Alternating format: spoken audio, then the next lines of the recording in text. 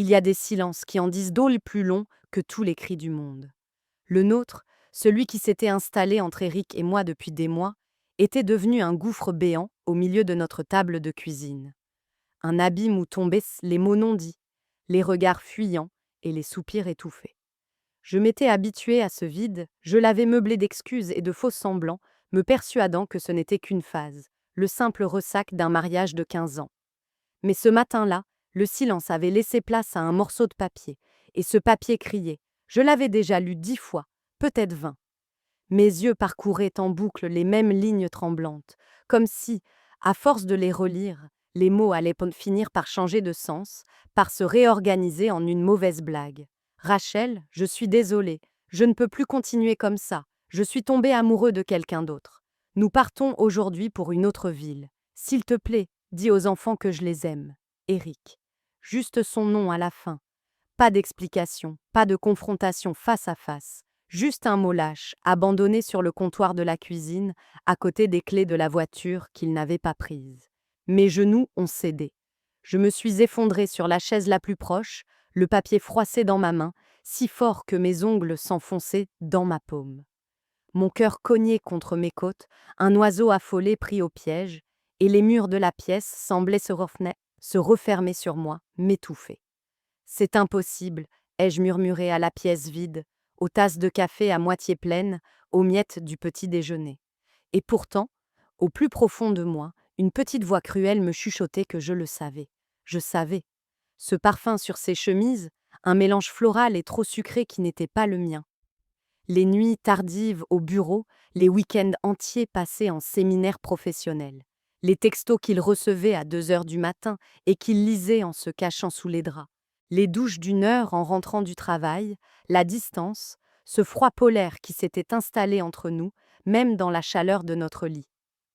La façon dont ses amis, nos amis, refusaient de me regarder dans les yeux lors des derniers dîners.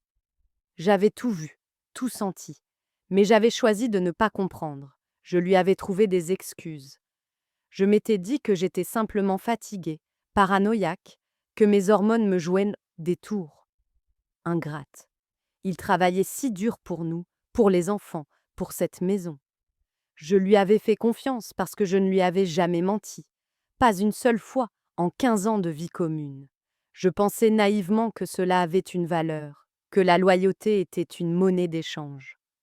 Maman, on dîne quoi ce soir? J'ai sursauté violemment. Noah se tenait sur le seuil de la cuisine, son sac à dos jeté sur une épaule. Sa voix était désinvolte, mais je pouvais déceler la pointe d'inquiétude dans ses yeux. Mon premier réflexe a été de cacher la lettre, de la glisser sous la nappe, mais il a été trop rapide. En 2 enjambées, il était à mes côtés, et avant que je puisse réagir, le papier était entre ses mains. Il l'a lu en silence, ses sourcils se fronçant légèrement. Puis il a soupiré, un son étrangement adulte, las, venant d'un garçon de 14 ans. Je m'en doutais, a-t-il dit simplement, en pliant soigneusement le papier et en le reposant sur la table, comme s'il s'agissait d'une simple note de service. Tu as essayé de l'appeler? Oui, ai-je réussi à articuler, ma voix se brisant sur le mot. Il ne répond pas. J'ai même appelé son bureau. Il a démissionné il y a quelques jours, sans préavis. Noah s'est assis à côté de moi, son calme contrastant violemment avec le chaos qui faisait rage en moi. Il me ressemblait tellement. Les mêmes yeux noisettes, la même bouche un peu têtue.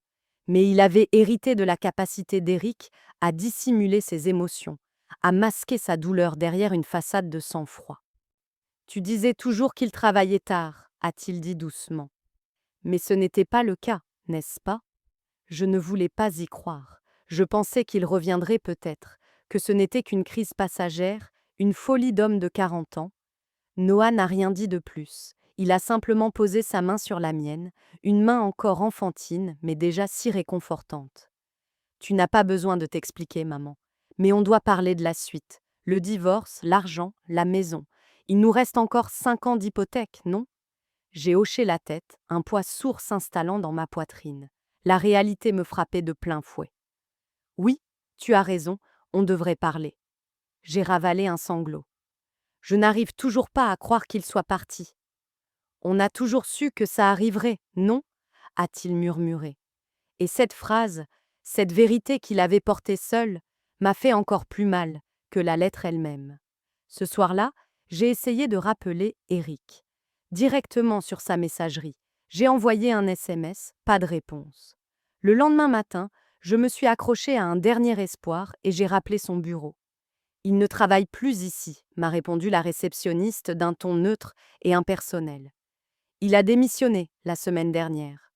Il avait tout planifié, quitter son travail, sa famille, notre prêt immobilier et nos enfants, d'un seul coup, comme on se débarrasse d'un vieux manteau. J'ai commencé à appeler ses amis, ceux qui venaient à la maison pour les soirées-jeux et les barbecues. La plupart ont prétendu ne plus avoir de ses nouvelles. Un seul, Jeff, son plus vieil ami, a hésité. Je croyais qu'il plaisantait, a-t-il finalement avoué, sa voix chargée de pitié. Il m'a dit qu'il laissait tout tomber, qu'il ne supportait plus la vie de famille, qu'il avait rencontré quelqu'un et qu'il voulait prendre un nouveau départ. Tu savais? Ai-je demandé d'une voix à peine audible. Il y a eu un long silence. Oui, je suis désolée, Rachel. J'ai raccroché, pas par colère, même si elle bouillonnait en moi, mais parce qu'il n'y avait plus rien à dire. Le monde que je connaissais s'était effondré et j'étais seule au milieu des ruines. Quand notre cadette, Rosie, est née il y a 7 ans, Eric avait insisté pour que je quitte mon emploi. J'étais infirmière à temps plein à l'hôpital. Le travail était dur, les horaires impossibles, mais je l'adorais. C'était ma vocation. Mais Eric avait été catégorique. Même en faisant 2 fois plus d'heures, ton salaire ne suffira jamais à payer la garderie pour 3 enfants. Reste à la maison, je m'occupe de l'argent, tu t'occupes du reste. J'avais hésité, mais j'avais fini par accepter. Je le croyais, je lui faisais confiance. Je pensais que nous étions une équipe.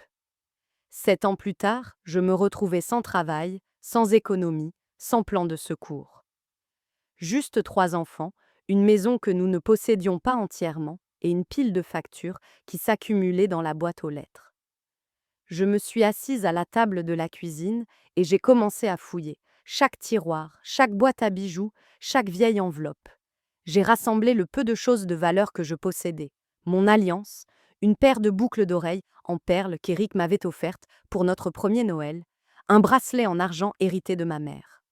Je les ai emportés au prêteur sur gage, le cœur lourd et la honte aux joues. L'homme m'a donné de quoi payer les courses et les charges pendant 2 semaines. Ensuite, j'ai mis en vente la télévision à écran plat en ligne qu'un étudiant a acheté en quelques heures. Puis, l'ordinateur portable. Puis, mes bottes d'hiver neuves, jamais portées, encore dans leur boîte. Je les gardais pour un voyage en montagne que nous n'avons jamais fait. En regardant la femme partir avec, un grand sourire aux lèvres, je me suis sentie vide. Mais je lui ai souri en retour. Cet argent nous ferait gagner 2 semaines de plus. Je suis rentrée à la maison, je me suis assise au bord de mon lit et j'ai fait les comptes. Si je supprimais toutes les dépenses non essentielles, plus de cours de danse pour Rosie, plus de pizza le vendredi soir, plus de cadeaux d'anniversaire, je pourrais peut-être tenir 6 semaines. Mais après, je n'avais même pas de CV à jour. Je n'avais pas travaillé depuis près de 10 ans. Pour la première fois depuis la lecture de cette lettre, j'ai ressenti quelque chose de pire que le chagrin. La peur. Une peur pure, glaciale, qui me paralysait. Le téléphone a sonné alors que je fouillais dans un tiroir rempli de coupons périmés, essayant de me distraire de la panique qui montait. Je n'ai pas reconnu le numéro. D'habitude, j'aurais ignoré l'appel. Mais quelque chose m'a poussé à répondre. Bonjour? Bonjour, est-ce que je parle à Rachel Whittaker? Oui, c'est moi. Je m'appelle Claire Henley. J'ai obtenu vos coordonnées par le biais du Centre pour l'emploi. Vous avez mentionné une expérience en tant qu'infirmière. C'est exact? J'ai redressé le dos. Oui, c'est exact. J'ai travaillé comme infirmière diplômée pendant près de 10 ans. Merveilleux, a dit Claire, et j'ai pu entendre le sourire dans sa voix. Je cherche quelqu'un, j'ai peut-être quelque chose pour vous. C'est un poste d'aide-soignante privée, à long terme, avec une excellente rémunération. Mon cœur s'est mis à battre plus vite. Vous vous occuperiez d'une personne âgée, qui nécessite une surveillance médicale, mais qui est encore lucide. Votre expérience ferait de vous la candidate idéale. À domicile? Ai-je répété, incertaine. Oui, et le client a accepté d'accueillir la famille de l'aide-soignante. Si vous avez des enfants, ils peuvent nous vivre sur la propriété avec vous. Il y a une maison d'amis entièrement rénovée à côté de la résidence principale. J'ai cligné des yeux, c'était trop beau pour être vrai. J'ai des enfants, 3. C'est parfait. Si vous êtes disponible, j'aimerais que vous veniez pour un entretien demain matin. Nous sommes situés à Rhinebeck. Rhinebeck, à moins d'une heure de route. Bien sûr, ai-je dit avant d'avoir le temps de douter. À quelle heure? 10 heures. Je vous envoie l'adresse par SMS. Après avoir raccroché, je suis restée assise là, un long moment, à fixer le bord ébréché de la table. Un travail. Un endroit où vivre pour moi et mes enfants. C'était un miracle. Pour la première fois depuis des semaines, une lueur d'espoir, fragile mais tenace, s'est allumée en moi. Le lendemain matin, j'ai déposé les enfants à l'école, enfilé mon seul chemisier présentable et conduit jusqu'à l'adresse que Claire m'avait envoyée.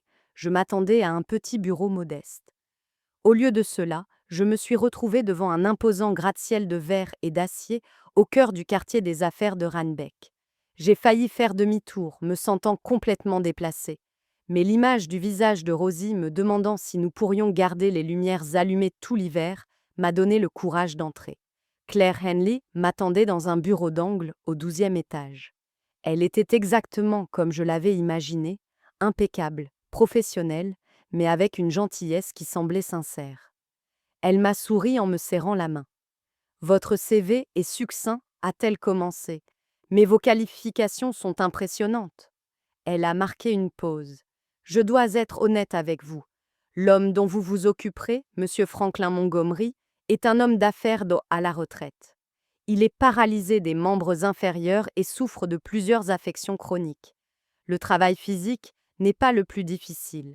La maison est entièrement équipée. Ce qui rend ce poste difficile, c'est Monsieur Montgomery lui-même. J'ai haussé un sourcil. Disons simplement qu'il ne facilite pas la tâche, a-t-elle ajouté avec un sourire diplomate. Il a eu de nombreux soignants. Aucun n'est resté longtemps. Il a besoin de quelqu'un avec une expérience médicale et surtout de quelqu'un qui ne prend pas les choses personnellement. Il est difficile, donc. Oui, mais vous serez rémunéré en conséquence. Elle a tourné sa tablette vers moi. Le salaire hebdomadaire m'a coupé le souffle. C'était plus que ce que je gagnais en un mois à l'hôpital. Cela inclut le logement, toutes les charges, la nourriture et même une voiture de fonction si nécessaire, a-t-elle précisé. Vous pourriez commencer dès que vos enfants seront en vacances. Cela vous conviendrait? J'ai regardé le chiffre une nouvelle fois. Puis, j'ai levé les yeux vers elle. Oui, cela me conviendrait parfaitement.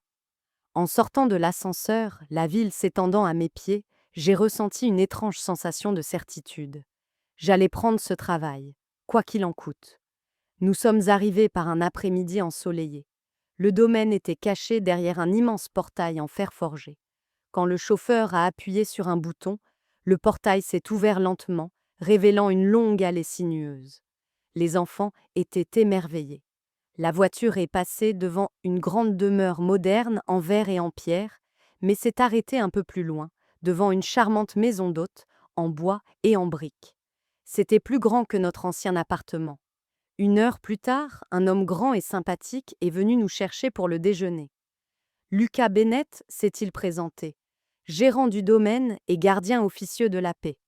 À la maison principale, une femme rondelette et souriante nous a accueillis. Madame Helen Brooks, je m'occupe de la cuisine. Je l'ai tout de suite appréciée. Après un délicieux repas, Lucas s'est tourné vers moi. Monsieur Montgomery aimerait vous rencontrer maintenant. Mon estomac s'est noué. Il m'a conduit jusqu'à une lourde porte en chêne. Ne prenez rien de ce qu'il dit personnellement, a-t-il murmuré. Puis il a frappé. Une voix aiguë et impatiente a retenti. Il était temps. Je croyais que j'allais mourir d'ennui. Je suis entrée. Il était plus âgé que je ne l'imaginais, assis dans un fauteuil roulant électrique, des yeux comme des éclats d'acier. Alors c'est elle, a-t-il dit sans même me regarder. Vous avez l'air encore plus épuisé que la dernière. J'ai pris une profonde inspiration. Et vous, vous commencez à ressembler plus à un ermite qu'à un millionnaire. Je peux vous raser si vous voulez. Un silence a suivi. Puis, à ma grande surprise, il a éclaté d'un rire sec. Eh bien, au moins, vous avez du cran. On verra combien de temps ça dure. La première semaine a été un enfer. Chaque matin commençait par un commentaire sarcastique. Chaque soir se terminait par une insulte. Rien de ce que je faisais n'était jamais assez bien.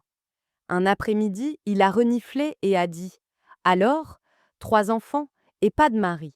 Laissez-moi deviner, des pères différents? Ma mâchoire s'est crispée. Le même père, ai-je répondu entre mes dents. Il a souri cruellement. Le pauvre, pas étonnant qu'il se soit enfui. J'avais envie de hurler, de pleurer, de tout abandonner.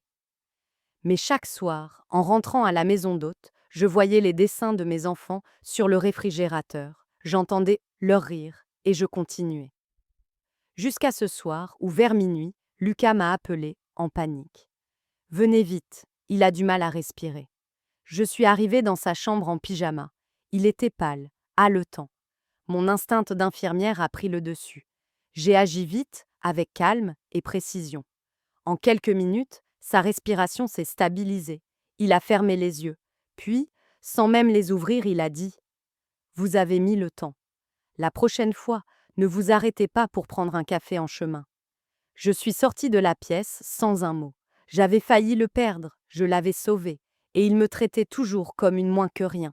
Quelques jours plus tard, Lucas m'a annoncé que j'avais ma journée. La sœur de M. Montgomery était en visite.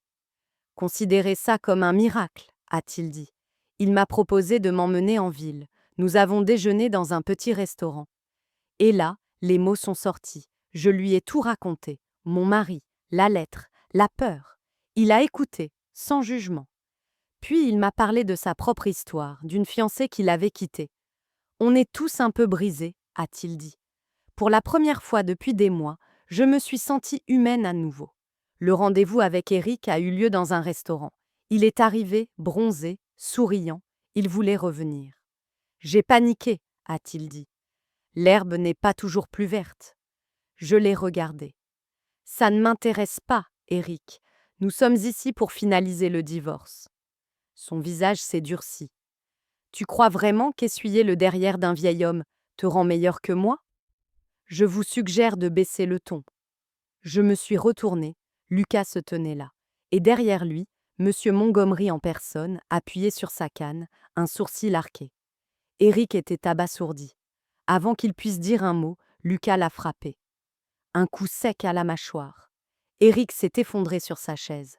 M. Montgomery a applaudi lentement. Merveilleux. Un coup bien placé et bien plus efficace qu'une thérapie. Il s'est tourné vers moi. Bon, on prend un dessert? Ce soir-là, il m'a convoqué dans son bureau. Ne vous inquiétez pas, je ne vais pas vous virer, a-t-il dit. Cet imbécile méritait d'être frappé. Il m'a fait asseoir. J'ai été marié 4 fois, a-t-il commencé. À chaque fois, j'ai cru que c'était la bonne. À chaque fois, j'avais tort. L'argent n'attire qu'un seul type d'amour, l'amour temporaire. Il y avait une tristesse dans sa voix que je n'avais jamais entendue. Je ne suis pas facile à aimer, mademoiselle Whittaker. La plupart des gens ne le sont pas, ai-je répondu. Quelque chose a changé entre nous ce soir-là. Pas de l'amitié, mais une sorte de respect mutuel. Les mois ont passé. Les enfants se sont épanouis. Le domaine est devenu notre maison. Un après-midi, j'ai trouvé M. Montgomery dans le jardin. Vos enfants ont bon cœur, a-t-il dit. Ils n'ont pas peur de vivre. Ce n'est pas un hasard. C'est grâce à vous. Vous auriez pu vous effondrer. Beaucoup l'auraient bête fait, mais pas vous. Si, je me suis effondrée, ai-je admis. Mais pas pour toujours. Un rare sourire a éclairé son visage. C'est toute la différence. Nous sommes restés assis là, en silence, à regarder le soleil descendre. Je n'étais plus la femme qui pleurait dans sa cuisine. J'étais encore en train de guérir, mais je n'étais plus perdue. Je construisais quelque chose de nouveau, sous un ciel inconnu, dans un endroit que je n'avais jamais imaginé appeler chez moi. Et pour la première fois, je savais que, quoi qu'il arrive, nous allions nous en sortir. Nous étions déjà en train de nous en sortir.